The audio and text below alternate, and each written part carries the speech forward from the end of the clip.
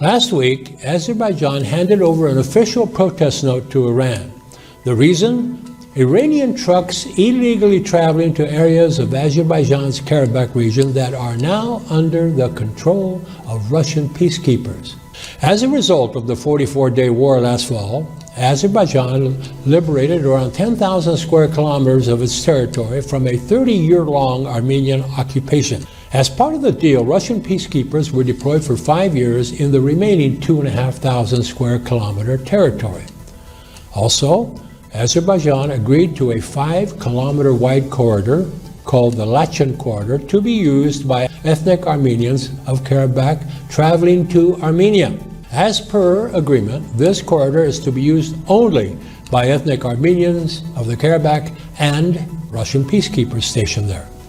For everyone else, Azerbaijan demands that Russian peacekeepers ask for Azerbaijan's official permission, as this entire area is recognized internationally as part of Azerbaijan's sovereign territory, and logically, any unauthorized entry into this territory is illegal. However, it seems Russian peacekeepers are not holding up their side of the bargain.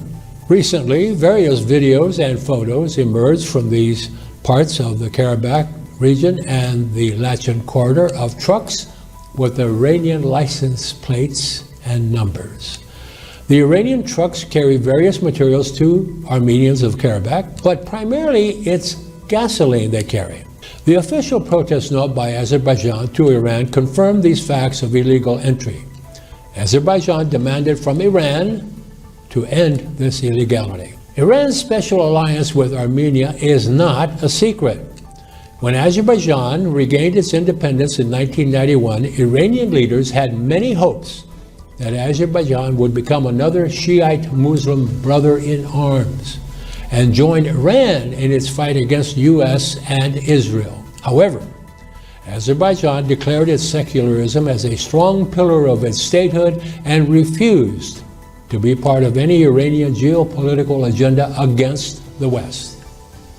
On the contrary, Azerbaijan built strong alliances with the United States of America and the State of Israel. On top of that, Iran's northwestern areas are heavily populated by indigenous ethnic Azerbaijanis, around 30 million of them. Approximately 40% of Iran's population, of its total population, are ethnic Azerbaijanis, which makes them the largest ethnic minority in Iran. This 30 million strong minority is deprived of basic cultural rights. Iranian leaders are constantly concerned about any possibility of nationalistic insurgency among Iran's ethnic Azerbaijanis.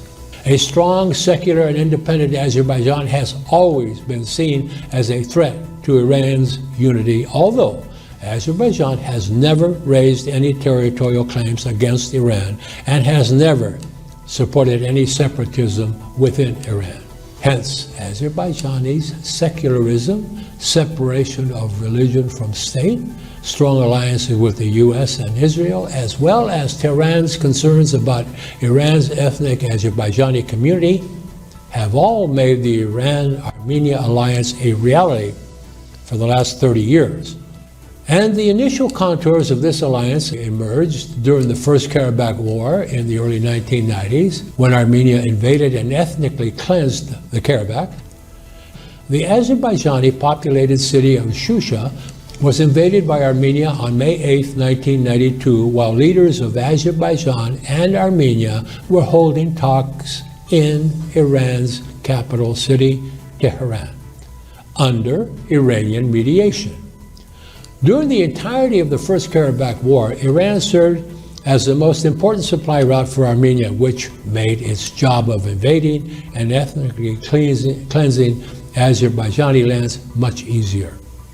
Swedish Caucasus expert Svante Cornell notes that Iran served as Armenia's, quote, main purveyor of electricity and goods, and once the Armenian conquest of the Karabakh had been completed, Iranian trucks began to supply most of the secessionist enclave's needs, unquote. As a result of the invasion, around 132 kilometers of Azerbaijan's border with Iran came under Armenian control for nearly 3 decades. This situation fit Iran's interests handsomely, which preferred to minimize the common border and direct interaction between its own Azerbaijanis and those in the Republic of Azerbaijan. Also, the 132 kilometers of border without any international control were used during 3 decades for all sorts of illegal activities, from direct trade to drug trafficking. Iranian drug traffickers carrying heroin from Afghanistan for the European markets. They, the Iranians, use this uncontrolled border to easily get to their destinations. No wonder, since Azerbaijan restored its control over this formerly porous border, several deadly incidents have taken place between Azerbaijan border guards and Iranian drug traffickers, who seem not to realize that the situation has changed and Armenians are no longer in control of the border. Also, many Iranian companies were actively involved in consolidating the Armenian occupation of Azerbaijan's Karabakh region. This cooperation started immediately after the invasion of the Karabakh in the early 1990s, when Armenians were suddenly in control of around 12,500 square kilometers of territory, most of which were populated by 800,000 Azerbaijanis who were expelled by Armenian troops from their homes, villages, and towns. So suddenly all of their abandoned homes and properties were there to be looted and carried away. However, Armenians could not master this gigantic task alone, so they needed help from their Iranian friends. Armenians would charge Iranians thousands of dollars per truck to enter the invaded and ethnically cleansed villages and towns, to allow them to loot whatever they could, from bricks to wires, telephone wires to window frames, and load them onto their trucks and carry them away. No wonder in the first years after the invasion, around 1994-1996, some parts of Iran experienced a large-scale construction boom thanks to the materials looted from thousands of Azerbaijani homes in occupied Karabakh. Today, not a single house is intact in the formerly occupied areas of Azerbaijan. Nearly every single house has been looted and destroyed. Altogether, 150,000 houses of Azerbaijanis were being plundered and demolished during nearly 30 years of Armenian occupation. Iran and Armenia built a strong partnership also in energy trade. Iran supplies natural gas to Armenia, while Armenia supplies Iran with electricity from its nuclear power plant. During Prime Minister Pashinyan's February 2019 visit to Iran, the sides expressed support for the establishment of an additional electricity line between the countries to expand Armenia's electricity exports to Iran. During the same visit, Pashinyan expressed support for Armenia serving as a transit state for Iranian natural gas supplies to Europe. The Iran-Armenia alliance was not only limited to economic cooperation.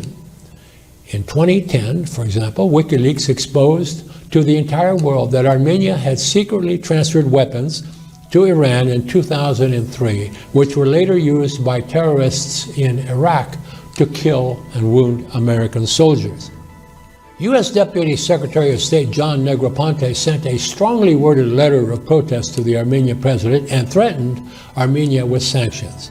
At the same time, Armenia allowed Iran to skirt U.S. and international banking sanctions.